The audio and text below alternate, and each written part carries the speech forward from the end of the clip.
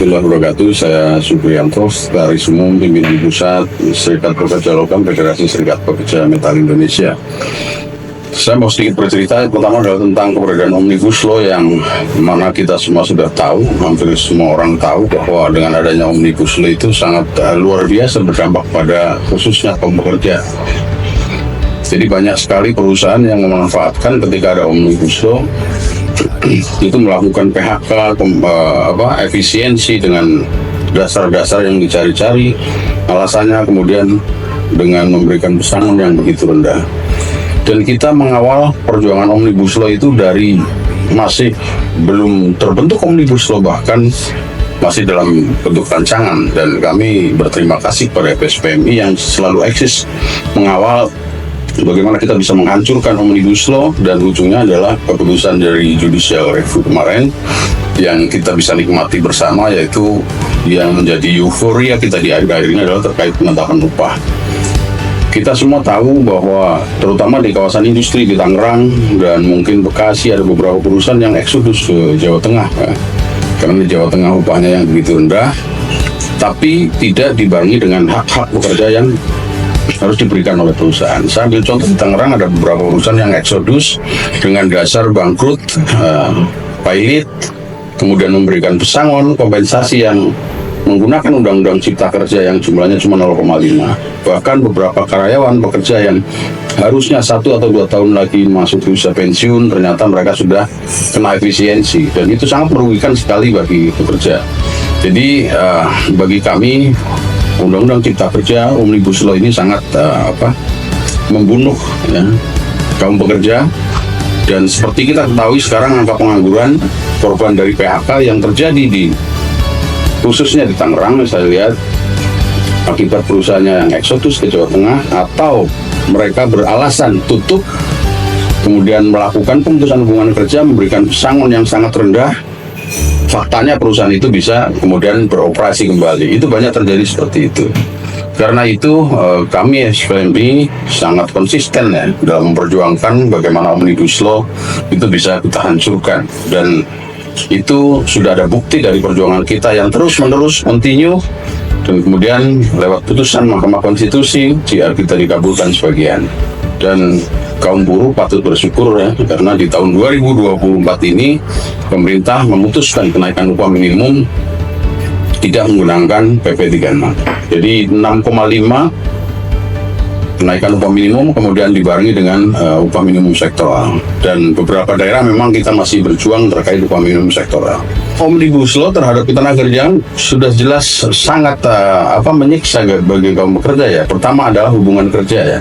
Kita tahu pekerja itu berharap tentang 3 hal: kepastian kerja, kepastian pendapatan, kepastian jaminan sosial. Omnibus Law ini menjadi alat bagi para pengusaha, para investor untuk bagaimana mengurangi hak-hak pekerja itu. Dan dampaknya sangat jelas ya terkait Omnibus Law. Banyak hubungan kerja sekarang, ambil contoh, SPMI begitu konsisten memperjuangkan tentang outsourcing. Kita menolak keras tentang outsourcing. Dengan adanya Omnibus Law, outsourcing seperti dapat hembusan angin surga ya. Mereka menyebabkan hubungan kerja, pekerja yang bekerja di perusahaan-perusahaan itu banyak sekali yang menggunakan outsourcing, bahkan magang, bahkan PKWT, kontrak, itu seperti mendapat angin surga ya dari pemerintah dengan adanya Omnibus Law ini. Jadi kepastian kerja yang harusnya didapatkan oleh pekerja itu menjadi hilang sama sekali. Harapan kawan-kawan semuanya, kaum pekerja, untuk bisa hidup lebih baik, menata hidup mereka sangat kesulitan karena status kerja yang nggak jelas. Kemudian upah ya. Banyak pekerja yang menuntut tentang upah, tentang tuntutan apapun. Dengan adanya Omnibus Law, ruang gerak teman-teman pekerja ini menjadi sangat terbatas. Mereka takut ter-PHK dengan ancaman menggunakan Omnibus Law itu. Sesuai di dalam Omnibus Law, pesangon bagi kawan-kawan semuanya adalah sangat rendah. Nah, pesangon itu yang menjadi senjata bagi perusahaan. Pesangon yang rendah, kompensasi yang rendah itu menjadi senjata bagi perusahaan untuk mengkebiri semua gerakan-gerakan kawan-kawan kerja. Dan itu sudah banyak terbukti terjadi, banyak PHK di mana-mana akibat teman-teman melakukan aksi-aksi. Kemudian kepastian jaminan sosial. Dari upah, status juga sudah jelas. Banyak perusahaan-perusahaan, terutama perusahaan padat karya, saya dapat informasi banyak pekerja yang tidak diikutkan dalam BPJS. Ini kan menjadi persoalan kita semuanya, termasuk hubungan kerja yang perusahaan mungkin sudah bukan rahasia lagi bagi kita. Dampak Omnibus Law terhadap hubungan kerja itu sangat mengkebiri semua hak kerja. Itu. Sikap dari PPSPL sendiri seperti apa, Pak? PPSPL konsisten ya, selama ini kita ikut terus dalam gerakan-gerakan, bahkan kita perlawanan terhadap Omnibus Law, kita selalu monitor semua daerah.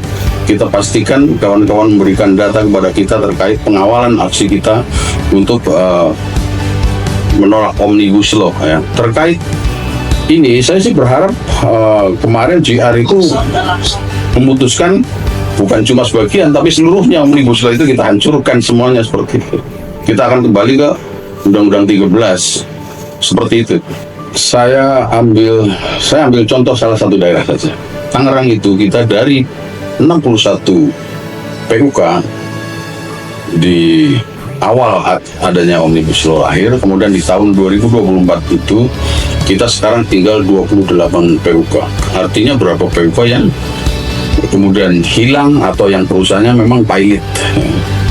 Kemudian beberapa PUK yang terdampak Omnibus Law kemudian mendapat efisiensi, mereka ter-PHK semuanya, pengurus dan anggotanya semuanya. Kemudian perusahaan tersebut menggunakan sistem kerja yang baru, yaitu outsourcing dan PKWT.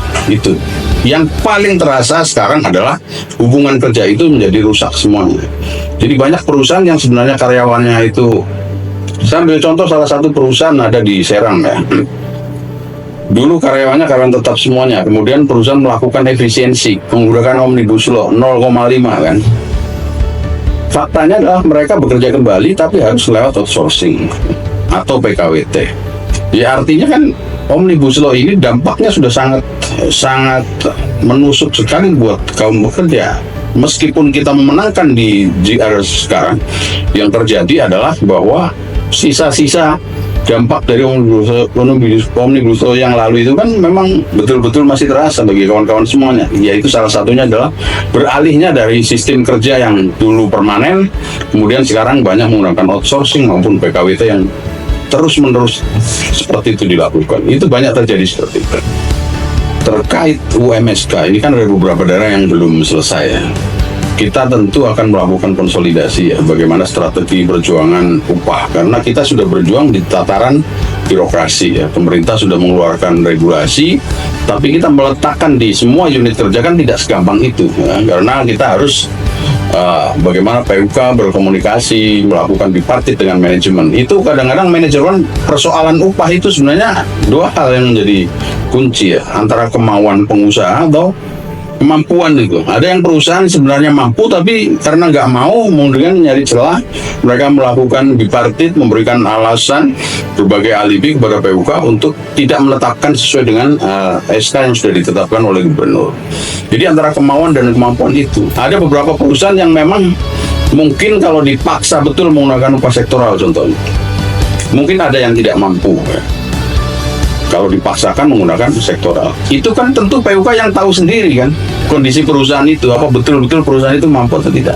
Ya itulah, kita harus memberikan pemahaman kepada PUK bahwa kamu kerja di situ harus paham betul kondisi produksi perusahaan kamu, sehingga kamu tahu perusahaan itu mengalami kerugian, keuntungan atau stagnan atau jalan seperti biasa seperti itu. Jadi kuncinya tetap pemahaman kepada teman-teman semuanya, dan PP nanti akan melakukan rapat dengan para PC mungkin melalui Zoom ya. Yang di awal adalah bagaimana sosialisasi tentang penetapan dan pemberlakuan upah minimum sektoral di seluruh Indonesia gitu.